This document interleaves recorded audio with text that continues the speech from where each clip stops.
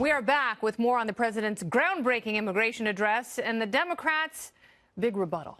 But before the president spoke, the White House sent out this list of demands for Congress: a steel barrier for the southwest border, 750 additional Border Patrol agents, 2,000 additional law enforcement personnel, 52,000 detention beds, and a bunch of other stuff. The problem is, all of that costs real American money. An analysis from the CATO Institute shows that the president's latest request of $5.7 billion to build 234 miles of wall could come out to about $24.4 million per mile of wall. And according to my math, that's $4,500 a foot. That's right. Human calculator right here. Yeah. Joining me now is the author of that analysis, senior immigration policy analyst at the CATO Institute, Alex Nowrasteh. Hi, Alex. Hi, how are you? I'm good. So what did you think of tonight's big talk?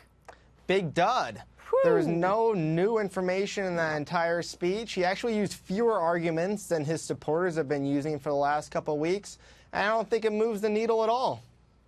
I tend to agree with you. And, you know, when you have the country gather round and, you know, they're listening with bated breath to what the president is going to say, because these addresses in the past have been used to convey some very serious messages. But it's got all the seriousness of the president talking about the romaine lettuce crisis, which I think actually might be more deadly than what we're seeing at the southern border. Yeah, I think you're right, and it was a bad speech, especially for that reason. But another reason that bugged me was he went through a lot of these horrible crimes that have been committed by illegal immigrants. All of them awful, and the victims are you know, in our hearts. And I hope that the you know, criminals are punished. But there was no. You sound real sincere there. Well, there was no. I mean, there was no. I mean, it's a horrible thing. But it is like a horrible thing. There's no doubt about that. But illegal immigrants are less likely to commit violent and property crimes and to be incarcerated in the United States than native-born Americans. That is absolutely true. And I would like some acknowledgement of that, rather than just like fear-mongering by people in the government, by people, you know, and some people in the media. Not this show, of course, but other shows. Yes. Yeah, so Alex. Let's talk a little bit. We don't have a lot of time tonight. I'm so sorry. We are compressed because it's like we've got broadcast Spanx on. But let's talk a little bit about what a libertarian solution might look like to some of these problems.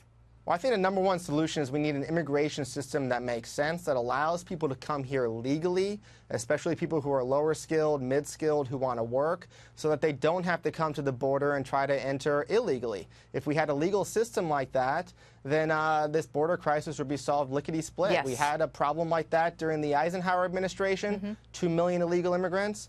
Eisenhower created a guest worker visa program. Any low-skilled Mexican could get it to work in the U.S. in agriculture. People coming across the border dropped by 95%. The number dropped by 95% in the first year. I think we can do that again. I think you're absolutely right. I don't think it's blind optimism. I think that's where the reality stands, and it's possible to have that and welcome people to come here and work, make the country better their own lives, and still have a secure and safe border. But you didn't hear from me. Alex Nowrasteh, thanks so much.